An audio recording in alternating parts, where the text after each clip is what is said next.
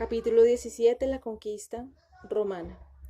Alejandro dejó el reino a su mujer Alejandra, porque era querida por la multitud, porque pensaban que ella se había opuesto a las crueles medidas de su marido. Había tenido 2 hijos con Alejandro: Hircano el mayor, al que hizo sumo sacerdote porque era indolente e incompetente, y Aristóbulo, al que limitó a la vida privada porque era muy impulsivo. Alejandra favoreció a los fariseos, la secta judía más estricta en la observancia de las leyes. Ellos se convirtieron en los verdaderos gobernantes de la nación, aunque Alejandra administró con gran sabiduría, doblando al ejército e intimidando a los gobernantes vecinos. Pero si ella gobernaba a los otros, los fariseos la gobernaban a ella.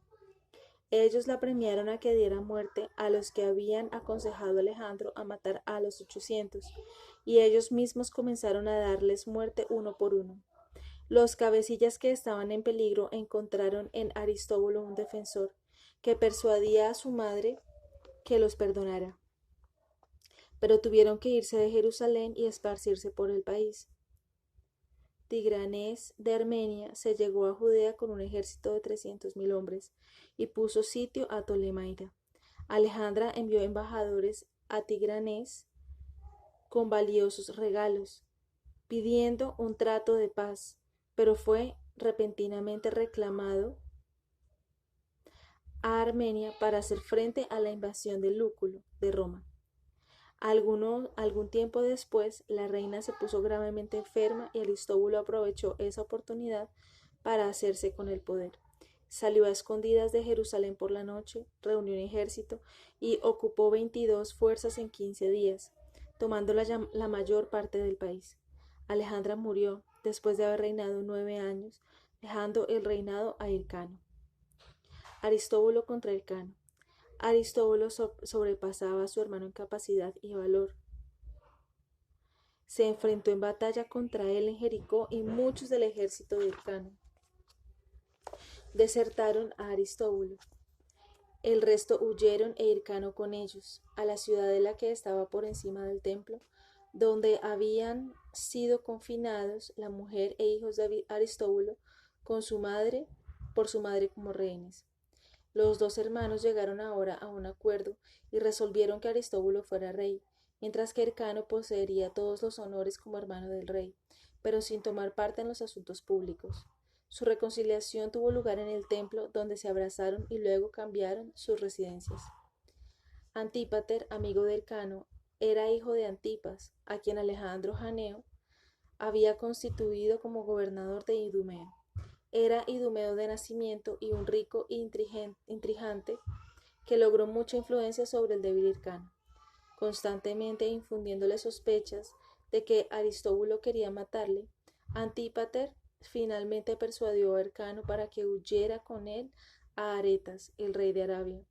Aretas estuvo dispuesto a ayudar a Hircano gracias a los dones y a la elocuencia de Antípater, así como por la promesa de Hircano de devolverle 12 ciudades que su padre le había tomado a los árabes. Aretas encabezó entonces un ejército de 50.000 hombres contra Aristóbulo y lo derrotó. Muchos desertaron ahora a Hircano y Aristóbulo huyó a Jerusalén. Aretas lo asedió en el templo, porque solo los sacerdotes lo apoyaban ahora.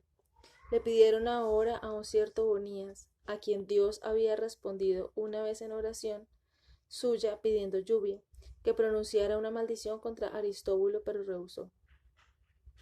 Cuando la multitud judía lo trató con violencia, él oró: Oh Dios, por cuanto los hombres que están aquí son tu pueblo, y los asediados son tus sacerdotes, te ruego que no des oído a las maldiciones que de ninguno de los dos lados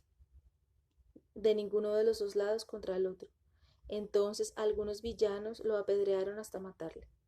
También rehusaron proveer sacrificios de la Pascua para Aristóbulo y los sacerdotes, incluso tras haber pagado precios exorbitantes por los mismos, con dinero que hicieron bajar desde las murallas con una cuerda. Dios castigó a estos miserables inmediatamente, destruyendo todas sus cosechas con un violento huracán. Escauro, un oficial de Pompeyo, llegó a Judea después que los romanos hubieran tomado Damasco. Tanto Aristóbulo como Hircano pidieron su ayuda. Aristóbulo le ofreció un presente de 400 talentos que Hircano igualó. Pero Escauro que se decidió en favor de Aristóbulo, porque sería más difícil desalojarlo de Jerusalén que esparcir a los que le asediaban. Aretas, amenazado con la hostilidad de Roma, a no ser que levantara el asedio, retiró sus fuerzas. Aristóbulo derrotó más tarde a Aretas e Hircano en batalla. Los embajadores de Siria, Egipto y Judea halagaban ahora a Pompeyo, que había llegado a Damasco. Aristóbulo le dio una vid de oro que valía 500 talentos y defendió su causa contra Hircano y Antípater, afirmando que él debía asumir el gobierno por defecto. Hircano, a su vez, contestó que Aristóbulo había arrebatado el gobierno por la fuerza con su usual estilo violento. Los judíos habían enviado una tercera delegación que se oponía a los dos, afirmando que su nación debía ser gobernada por sacerdotes de Dios, no por reyes. Pompeyo prometió que decidiría la cuestión cuando llegara a Judea, y mientras tanto les mandó que se mantuvieran quietos. Sin embargo, Aristóbulo hizo preparativos hostiles. Esto hizo que Pompeyo, enfurecido, marchara contra él en Alexandrión, donde mandó a Aristóbulo que saliera de su fortaleza. Aristóbulo descendió varias veces a negociar con Pompeyo, el cual finalmente le obligó a firmar órdenes para la rendición de todas sus fortalezas. Resentido, Aristóbulo se retiró luego a Jerusalén y se preparó para la guerra. Pompeyo marchó de inmediato sobre la capital. Aristóbulo se alarmó y fue a Pompeyo, pidiéndole que detuviera las hostilidades y prometiéndole darle dinero y admitirlo en la ciudad. Pero cuando Pompeyo envió a Gabino a recoger el dinero, los soldados de Aristóbulo no le quisieron dejar entrar. Pompeyo toma Jerusalén. Pompeyo se indignó tanto que arrestó a Aristóbulo y fue a Jerusalén. Dentro de la ciudad, el grupo de Hircano quería dejar entrar a los romanos, mientras que los soldados de Aristóbulo querían luchar y libertar a su rey. Pero la facción de Hircano le abrió las puertas a Pompeyo, rindiéndole la ciudad y el palacio. El partido de Aristóbulo se retiró adentro del templo, cortando el puente que lo unía con la ciudad, y se prepararon para un asedio. El templo estaba rodeado por una profunda barranca por todos los lados excepto el del norte, por lo que Pompeyo se preparó para atacarlo desde allí. Llenando el foso de terraplenes, puso máquinas de guerra traídas de Tiro y comenzó a batir el templo con catapultas. Los romanos hubieran podido fracasar en su empeño de tomar el templo si no hubieran sabido que en sábado los judíos se abstenían de todo trabajo y que no podían luchar excepto en defensa propia. Por ello, Pompeyo ordenó a sus soldados no atacar en estos días, sino llevar la barranca y mover las máquinas más cerca de la muralla. Finalmente, la torre más grande fue derribada, dejando una brecha por la que los romanos irrumpieron al interior. Siguió una terrible carnicería, cayendo unos 12.000 judíos. Algunos fueron muertos por los romanos, otros por judíos del partido de Hircano y otros se echaron al precipicio. Durante esta matanza los sacerdotes prosiguieron con los sacrificios y prosiguieron celebrando sus ceremonias sagradas. Se cometió un pecado contra el santuario cuando Pompeyo y algunos de sus hombres entraron en su interior, porque no se permitía la entrada a sus hombres, porque no se permitía la entrada a nadie más que al sumo sacerdote. Aunque estaban allí la mesa de oro, el candelero de oro, los vasos y el tesoro sagrado de 2.000 talentos, Pompeyo no tocó nada de ello por piedad. Mandó a los sacerdotes que purificaran el templo y que efectuaran sus sacrificios usuales. También restauró el sumo sacerdocio a Hircano. Pompeyo hizo el estado judío tributario de Roma y le arrebató todas las ciudades que había conquistado con anterioridad, reduciendo Judea a sus propios límites. Dio Siria, Judea y los países hasta Egipto y el Éufrates al gobierno de Escauro. Pompeyo luego emprendió la marcha para Roma, tomando consigo a Aristóbulo y a sus 2 hijos, y 2 hijas con cautivos. El hijo de Aristóbulo, Alejandro, escapó durante el viaje. Sin embargo, el joven Antígono y su padre y sus hermanas fueron a Roma cargados de cadenas. Alejandro consiguió ahora un ejército considerable e invadió Judea, y pronto hubiera derrocado a Hircano en Jerusalén si no hubieran ido los romanos bajo Gavinio, el sucesor de Escauro, en su ayuda. Alejandro fue derrotado y huyó con el resto de sus fuerzas a Alexandrión, donde fue de nuevo atacado por Gavinio. Uno de sus oficiales, Marco Antonio, recibió el premio al valor en aquella batalla. Gavinio dejó parte de su ejército para que prosiguiera el asedio y tomó al resto consigo. Reedificó muchas de las ciudades arruinadas, después de lo cual volvió a Alexandrión. Mientras tanto, la madre de Alejandro vino a Gavinio, preocupada por su familia en Roma. Alcanzó un acuerdo por el que Alejandro era perdonado con la condición de que rindiera sus fortalezas. Después de destruir las fortalezas, Gavinio confió al ciudadano del templo, a Hircano. Gavinio confió el cuidado del templo a Hircano y cambió el gobierno de Judea a una aristocracia. La dividió en 5 distritos, cada uno de ellos gobernado por un consejo. Estos consejos estaban radicados en Jerusalén, Gadara, Amato, Jericó y Séforis. Luego Aristóbulo y su hijo Antígono escaparon de Roma y lograron seguidores en Judea. Tomó Alexandrión y comenzó a reedificar sus murallas, pero se retiró a Maqueronte, cuando Gavinio envió tropas contra él. Atacados por los romanos, los judíos perdieron 5.000 en la derrota, mientras que Aristóbulo y 1.000 más escapaban e intentaban fortificar Maqueronte. El asedio romano duró 2 días y se resistió valientemente, pero Aristóbulo fue tomado prisionero y envió por segunda vez a Roma a sus hijos, que se les permitió volver a Judea como Gavinio le había prometido a la madre de ellos. Pero mientras Gavinio estaba en Egipto, Alejandro reunió un gran ejército y marchó por el país, dando muerte a todos los romanos que encontraba. Cuando Gavinio volvió, Alejandro se enfrentó a él con un ejército de 30.000 judíos cerca del monte Tabor, pero 10.000 de ellos fueron muertos por los romanos y el resto fueron dispersados. Craso sucedió a Gavinio en Siria. Él robó los tesoros del templo, los 2.000 talentos de oro y un mobiliario de oro que valía 8.000 talentos más, para proseguir una guerra contra los partos. Él y todo su ejército fueron destruidos, aunque su oficial, Casio, escapó a Siria y más tarde atacó Tariquea en Galilea, tomando a 30.000 hombres como esclavos. Antípater y sus hijos. Julio César era ahora amo de Roma. Por cuanto Pompeyo y el Senado habían huido, liberó a Aristóbulo de la cárcel. César le dio 2 legiones y lo envió a conquistar Siria, pero antes que partiera, unos amigos de Pompeyo lo envenenaron. El cadáver de Aristóbulo fue conservado en miel por los amigos de César hasta que Antonio finalmente lo envió a Judea, donde fue puesto en el sepulcro real. Y el hijo de Aristóbulo, Alejandro, fue decapitado en Antioquía por orden de Pompeyo. Cuando el mismo Pompeyo fue muerto, Antípater siguió volviendo las circunstancias por su propia ventaja. Cultivó la amistad con César, como lo había hecho con Pompeyo.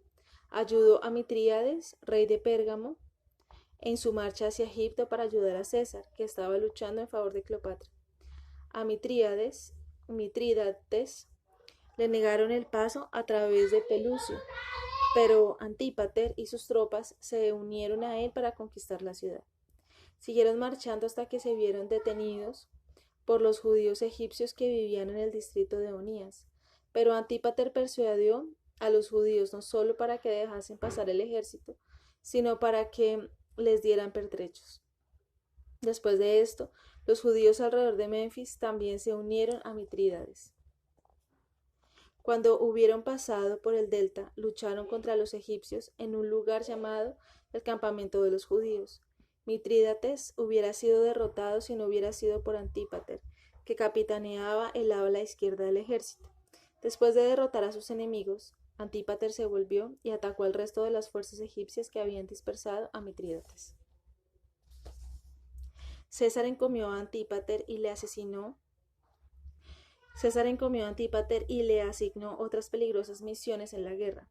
Cuando hubo terminado en Egipto y embarcó para Siria, César dio grandes honores a Antípater. Le concedió la ciudadanía romana, le eximió de impuestos y también confirmó a Hircano, que había tomado parte en la campaña como sumo sacerdote. Antígono, el hijo de Aristóbulo, acudió a César en este tiempo, acusando a Antípater y a Hircano de injusticia y violencia. Dijo que Antípater había ayudado a César no por buena voluntad, sino para ganarse el perdón por haber antes ayudado a Pompeyo. Antípater luego se quitó las ropas, declarando que las heridas de su cuerpo clamaban su lealtad a César. Dijo que Antígono solo quería el gobierno para agitar sediciones contra los romanos, como su padre antes que él. César designó entonces a Hircano sumo sacerdote y a Antípater procurador de Judea, permitiéndoles que reconstruyeran las murallas de Jerusalén, que Pompeyo había demolido. También hincó a los cónsules en Roma que registraran estas concesiones en el Capitolio. Después de escoltar a César fuera de Siria, Antípater volvió a Judea, reconstruyó las murallas de Jerusalén y fue por todo el país persuadiendo a los judíos que se sometieran al nuevo gobierno. Pero por cuanto vio que Hircano era débil y necio, dirigió él mismo el gobierno. También designó a su hijo mayor, Fasael, como gobernador de Jerusalén, y confió Galilea a su segundo hijo, Herodes. Herodes era un joven muy temerario y se hizo inmediatamente famoso por capturar y dar muerte a Ezequías y sus bandidos, que estaban haciendo incursiones por los límites de Siria. Fasael también se distinguió por su administración en Jerusalén, así que toda la nación honraba a Antípater y permanecía leal y amistosa con Hircano. Pero algunos de los principales judíos sentían celos de Antípater y de sus hijos. Advirtieron a Hircano que estos hombres eran los verdaderos dueños de Judea y que le habían arrebatado su autoridad. Acusaron también a Herodes de haber quebrantado la ley al haber dado muerte a Ezequías y sus hombres sin juicio. Las madres de estos bandidos pedían a diario en el templo de Herodes fuera juzgado. Que Herodes fuera juzgado. Por ello, Hircano llamó a Herodes a Jerusalén para que se sometiera a juicio ante el Sanedrín. Pero Sexto César, gobernador de Siria, envió un mensaje a Hircano en el sentido de que Herodes debía ser absuelto y fue puesto en libertad, también porque Hircano quería a Herodes como un hijo. En el tribunal nadie osó acusarlo excepto un hombre recto que se llamaba Semaías. Se quejó de que mientras que los acusados que comparecían ante el tribunal acusados de asesinato generalmente iban vestidos de negro y se habían dejado caer el cabello, Herodes había aparecido con un séquito vestido de púrpura y con el cabello cuidadosamente peinado. Pero Dios es grande, concluyó él, y este hombre, a quien ahora dais la libertad, os castigará un día a vosotros y al rey. Por consejo de Hircano, Herodes huyó a Sexto César en Damasco, que lo designó gobernador en Celesyria y Samaria. Encolerizado por haber sido llamado a Jerusalén por un juicio, Herodes se preparó para atacar a Hircano, pero fue disuadido de ello por Antípater y Fasael.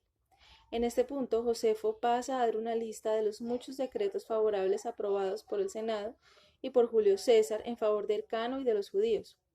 Estos anunciaban su alianza contra Roma, sus reducciones tributarias y privilegios especiales, incluyendo la exención del servicio militar, y que fueron confirmados tras la muerte de César.